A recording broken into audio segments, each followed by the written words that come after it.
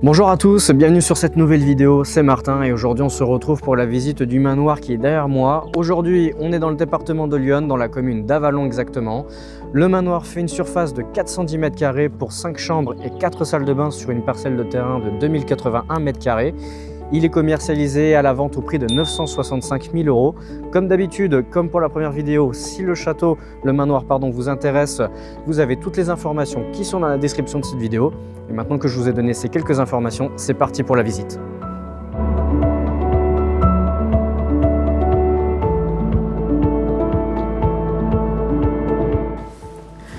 Donc nous voilà maintenant dans l'entrée principale du manoir. On est vraiment sur des beaux volumes, ça donne tout de suite le ton. Alors on est à peu près sur 3 mètres de hauteur sous plafond, on est sur des carreaux de ciment au niveau du sol, alors ça donne un superbe aspect, une déco générale globale vraiment très sympa. Voilà, on a des moulures bois sur toutes les parties, sur tout le pourtour de la pièce, moulure également au plafond, le chandelier juste ici. Alors maintenant qu'on a parlé de l'entrée, je vais vous emmener sur votre droite, on va partir sur le salon, qui est donc le salon principal du manoir. On est sur à peu près une trentaine de mètres carrés, donc ce qui est très confortable dans ce genre de bâtisse. Pareil, 3 mètres de hauteur sous plafond. On a des moulures au plafond, une rosace pour le chandelier. Pour le parquet, on est dans de la pointe de Hongrie, moulure bois sur tout le pourtour de la pièce. Et l'élément pour moi qui est le plus sympa à voir et le plus notable, c'est cette superbe cheminée en marbre blanc. On voit toute une succession de détails en forme de feuilles, donc qui rajoute vraiment beaucoup de cachet à cette pièce de manière générale. Donc là on est exposé pareil ouest, donc ce qui permet d'être bien baigné de lumière tout au long de la journée. Une fois qu'on a passé le zénith, on bénéficie vraiment de cette belle lumière dans cette pièce qui la rend très chaleureuse. C'est l'une des pièces principales du manoir. On va partir derrière moi sur la partie justement dont je parlais avant, qui est la salle à manger. Donc pareil, une très grande table pour recevoir à peu près une dizaine de personnes environ. On a un magnifique meuble en bois d'époque qui a été sablé et donc remis au goût du jour, ce qui permet de lui redonner une seconde vie. À ma gauche, on a un vaisselier monumental avec des moulures bois qui est magnifique, qui rajoute beaucoup de cachet à cette pièce. Toujours beaucoup de lumière puisqu'on est toujours exposé ouest, 3 mètres de hauteur sous plafond.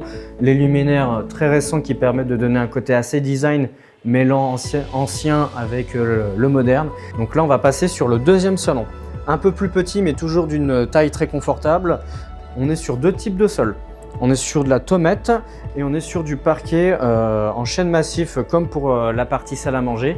Et cette pièce, on le voit, elle est vraiment destinée à la partie vraiment détente pure. Et là, on arrive voilà, sur la dernière pièce importante qui est la cuisine au niveau du rez-de-chaussée. Donc cuisine tout équipée, frigo américain, le four, lave-vaisselle, cuisine complètement clé en main. La partie entrée qu'on retrouve ici et on donne sur le côté du jardin. Donc voilà à peu près pour cette partie-là. Moi, je vous retrouve à l'étage et c'est parti pour la suite de cette visite.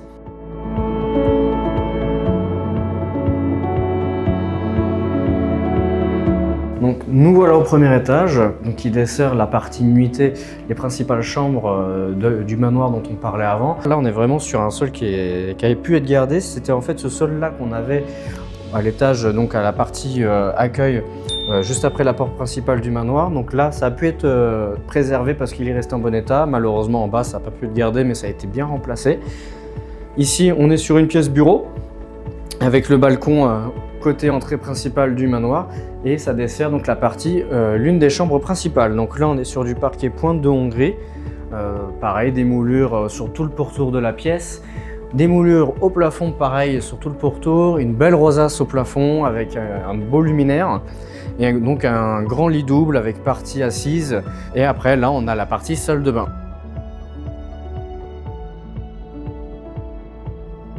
Donc là, c'est la chambre l'une des plus grandes chambres du manoir. On est à peu près sur une surface de 20 m² avec donc suite parentale avec sa salle de bain privative, donc baignoire et douche. Le sol, parquet pointe de Hongrie aussi. Donc on a beaucoup de pointes de Hongrie dans ce manoir, c'est ça qui est assez notable. Maintenant, je vais vous emmener avec moi.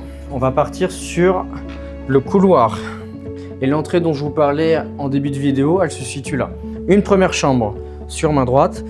Pareil, on est au niveau des surfaces, on est sur des très beaux volumes, exposition pareil ouest, à peu près une vingtaine de mètres carrés, 3 mètres de hauteur sous plafond, cheminée en marbre blanc, qui rajoute toujours beaucoup de cachet à chacune de ces pièces. C'est vraiment les éléments notables de cette demeure. Et là, on arrive sur la deuxième chambre. Toujours du parquet chêne massif d'époque qui a été poncé, vitrifié. Donc là, on est retourné sur la montée d'escalier principale. On va passer au dernier étage qui va donc accueillir la partie de l'appartement privé. Donc on arrive maintenant au dernier étage de la bâtisse, sol de en tomate, pardon. Là, il y a une ouverture qui avait été créée par les propriétaires actuels, donc qui n'est pas d'origine, mais qui permet de baigner la pièce de lumière et notamment la cage d'escalier de manière générale. Toute la partie grenier continue par ce côté ici qu'on ne va pas vous montrer puisque c'est dans l'état actuel, ça n'a pas été rénové. Donc on est là sur la partie qui a été rénovée. Donc pareil, sol en tomate, pardon, une grande pièce de vie quand même par rapport à ce que c'était avant. Donc au grenier, ça permet une belle création de surface, une belle salle de réception. On a la partie chambre qui est juste ici qu'on va voir dans un instant. Une chambre, voilà, tout ce qu'il y a de plus classique pour recevoir des personnes, notamment des invités. Et au fond, on a la partie salle d'eau qui vient accueillir un sauna. La partie douche, la vasque simple et le sauna qui est ici pour, on va dire, l'espace détente. Et c'est ce qui clôture la partie intérieure du manoir. Je vous retrouve dans un instant pour terminer cette visite.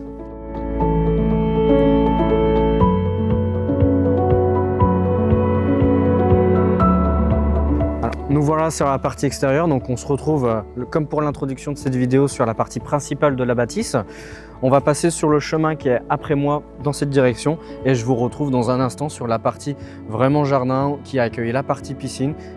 Alors nous voilà sur l'allée qui va venir amener sur la partie jardin, donc je vous laisse venir avec moi.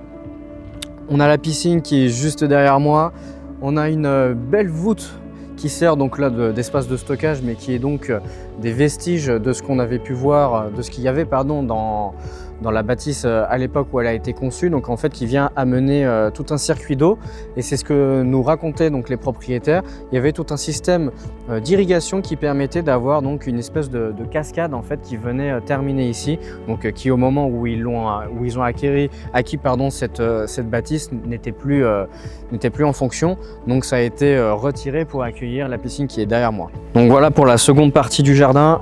Derrière vous, la piscine, un chemin pavé pour accéder à la partie transat qui a été aménagée avec la surface ici en planche en bois.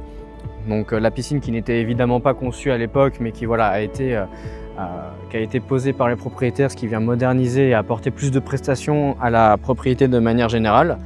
Une partie potager au fond.